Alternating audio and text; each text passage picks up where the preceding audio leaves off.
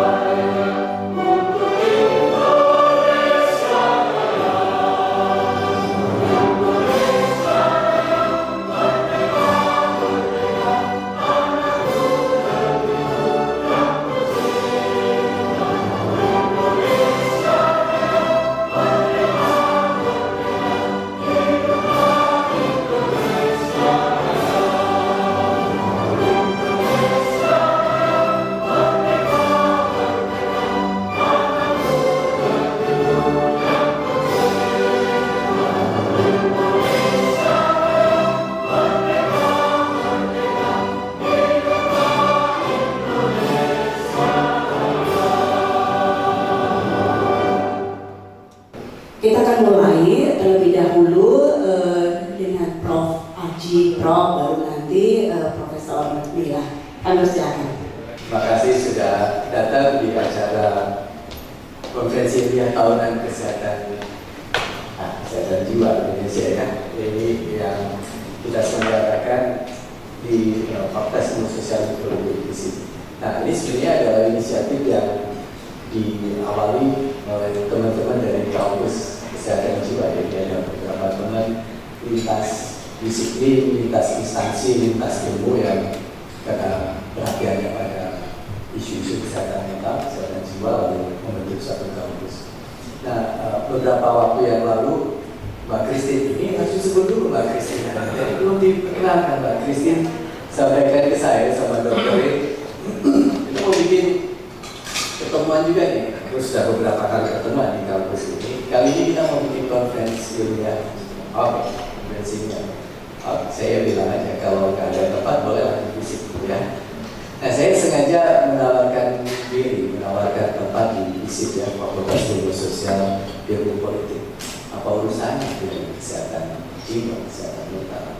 Saya mau sampaikan dalam berbagai perspektif kita mesti kenali kesehatan mental dan kesehatan jiwa. Bukan semata sebagai satu penyakit klinis, tapi justru lebih banyak kasus, banyak konteks manifestasi dari gangguan jiwa, gangguan kesehatan jiwa, gangguan kesehatan mental itu muncul di dalam interaksi dengan orang lain. Artinya muncul di dalam interaksi sosial. Secara kultural berbagai hal itu juga label atau definisi sendiri kan. Dalam bincang-bincang pagi ini Mas Garin tadi sampaikan ya, seniman itu pasti ya bisa bersalah gangguan jiwa. Di mana mereka daya nalar, daya kreatifnya kalau nggak terbebaskan pasti. Ya, kita juga kenal dalam banyak kasus di Indonesia secara kultural orang-orang dengan gejala-gejala klinis, siso bisa justru dianggap sebagai sakti, sebagai dukun dan sebagainya. Jadi ini adalah satu fenomena sosial budaya. Karena itu saya sangat senang bahwa pagi ini kita bisa berkumpul dan ada banyak sekali tokoh, ada banyak sekali teman yang sudah hadir pagi ini. Saya akan mulai dari Prof. Mila. Terima kasih sudah hadir. Selamat datang Prof. Ada rekan saya Prof. Bagus Hafid, Dekan Fakultas Psikologi, Fakultas Ilmu. Mas Garin, terima kasih sudah hadir. Juga ada Pak Ade Ibadah, Ketua Ikatan Bidan Indonesia. Ya. Ibu Lucy Sutanto, ya. Jadi nutrisi ya. Oke, terima kasih sudah hadir. Dr. Nasi dari Nasi Nasution dari USU. Oh, jauh-jauh, terima kasih sudah hadir. Ada Ibu Rati Ibrahim dari IPK, ya, terima kasih Ibu.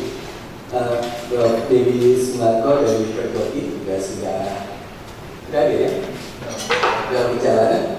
Nah ini adalah sebagian dari tamu yang hadir dari yang sebagian juga akan jadi pembicara.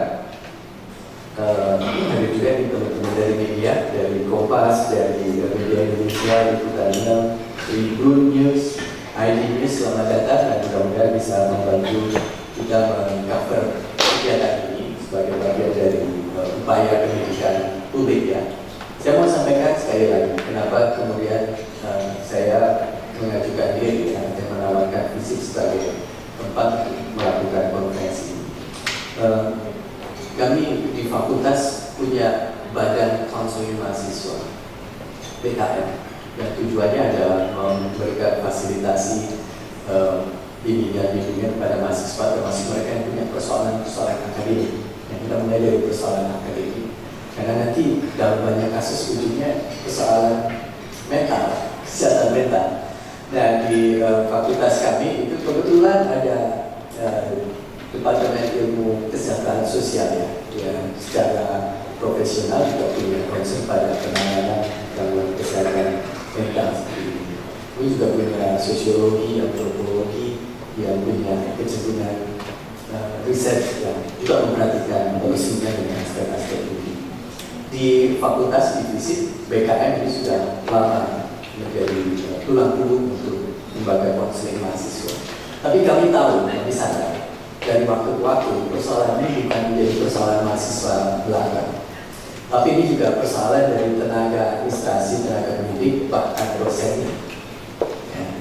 Jadi kita bicara bahwa gangguan kesehatan mental ini bukan cuma pada mahasiswa di kampus, tapi juga pada sivitas akademik yang lain, termasuk pendidik dan dosen. Bro, bagus, jangan-jangan dosen tinggi. Jadi kami berharap sebenarnya ke depan akan ada satu komite ya, komite kesehatan mental, komite kesehatan jiwa.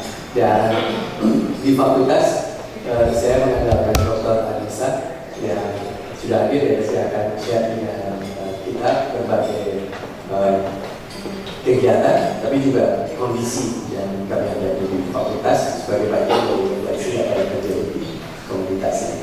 Juga ada Dr. Lydia Triana, seorang sosiolog yang disertasinya sebenarnya mengenai kaum penyintas ya, antaranya penyintas yang kesehatan mental, kesehatan jiwa. Jadi saya ingin mengajak teman-teman untuk melihat isu kesehatan jiwa, kesehatan mental ini secara holistik, bukan semata sebagai satu gangguan klinis, tapi gangguan kesehatan juga dibentuk dengan manusia, interaksi sosial. Dalam banyak hal ini didefinisikan secara budaya, jadi kita harus melihatnya dari sisi yang agak luas atau lebih luas. Masalah kesehatan mental, masalah gangguan kesehatan jiwa ini kita rasakan cenderung naik dari waktu ke waktu. Nah, cenderung naik ini ada dua cara kita lihat. Yang pertama, memang bicara dengan naik, memang naik. Yang kedua, mungkin juga karena kita makin memperhatikan. Jadi kesannya tiba-tiba banyak ya, karena kita makin perhatikan itu. Tapi apapun itu, kita mesti lihat itu, terutama yang kedua, karena kita makin memberikan perhatian pada isu gangguan kesehatan mental. Itu adalah tanda positif ya. Karena selama ini individu-individu yang mengalami gangguan mental itu seperti diberi stigmatis, diberi label negatif, sehingga bicara mengenai gangguan mental, gangguan jiwa itu dihindari. Temanya saatnya kita bicara soal kesehatan jiwa. Kita ajak secara terbuka. Ini bukan aib, ini bukan satu stigma. Ini adalah satu bagian seperti kalau kita bilang, saya rasanya nggak enak badan, masuk angin, saya flu. Saya harus ketemu orang untuk ngobrol ini, saya harus ketemu dokter, saya harus ketemu pihak-pihak yang tepat. Jadi ini adalah satu fenomena klinis, tapi karena didefinisikan secara sosial, secara kultural, maka seringkali ada stempel-stempel, stigma-stigma atau stereotip-stereotip sosial yang kemudian mungkin pada akibatnya justru memperparah situasi kritis yang harusnya mungkin masih bisa diatasi, tapi karena environment-nya ya, lingkungan sosialnya itu kemudian tidak mendukung atau memperparah. Nah, saya ini juga mengajak bahwa konteks penanganannya mestilah holistik juga. Jadi selain melibatkan profesional, baik dari kalangan medis, pekerja sosial, psikolog, maupun profesi-profesi terkait yang lain, saya juga ajak untuk kita mulai memikirkan bagaimana menggerakkan komunitas agar kemudian bisa mendukung program-program atau gagasan-gagasan menciptakan komunitas yang sehat jasmani rohani. Jadi kesehatannya bukan cuma dari sisi jasmani tapi secara mental. Komunitas itu adalah satu kata kunci di fakultas kami. Bagaimana kita bisa melibatkan komunitas. Nah, siapa di dalam komunitas yang kita harapkan bisa terlibat lebih jauh di dalam konteks menjaga, merawat kesehatan mental, kesehatan jiwa. Saya rasa yang paling penting adalah kita semua sebagai anggota komunitas perlu menyadari bahwa gangguan kesehatan mental atau isu kesehatan jiwa ini adalah suatu hal yang tidak perlu diberi stigma, tidak perlu diberi label negatif. Ini adalah gangguan kesehatan yang dalam tanda kutip biasa, ini bisa disembuhkan, bisa ditangani dengan baik. Jadi tolong dikurangi itu stigma, stereotip negatif. Justru kita harus dukung. Karena itu kita bicara soal misalnya caregiver di dalam komunitas. Berapa orang yang tidak cuma memperhatikan tetapi juga menjadi caregiver. Ya. Saya di dalam berbagai research, saya antropolog ya, di dalam berbagai research di komunitas, saya melihat beberapa orang dengan gejala gangguan kesehatan mental tinggi itu justru makin parah karena komunitas memberikan stigma negatif. Ya. Jadi kita ingin ubah tampilan komunitas yang memperparah situasi itu menjadi komunitas caregiver yang bisa merawat, bisa memfasilitasi anggotanya yang terkena gangguan mental itu bisa survive, bisa bekerja, bisa perform lebih baik lagi.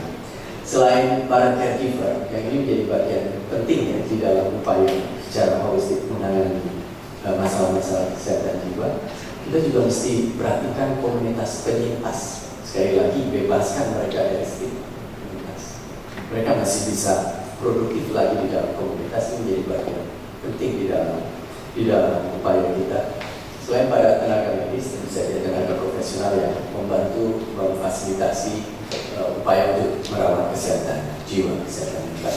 Ini adalah berbagai gagasan yang saya harap nanti bisa melengkapi para pembicara yang datang dari berbagai ragam bidang keahlian, mulai dari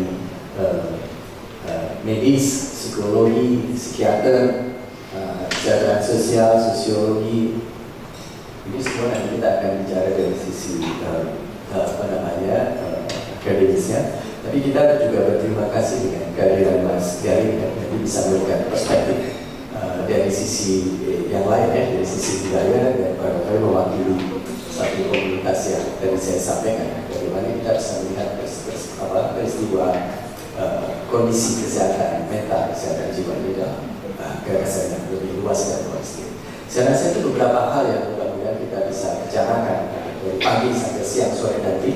Dan Mas Dr. ini harapan ini adalah konferensi yang pertama, konferensinya yang pertama ya. Harap nanti secara reguler tiap tahun atau tiap semester bisa bertemu bicara persoalan ini karena memang ada kepentingan untuk membicarakan sebagai bagian dari kampanye untuk menuju masyarakat yang sehat, lahir batin, jasmani. Demikian, selamat pagi, selamat berkonferensi, dan semuanya semoga tetap sehat. Selamat pagi.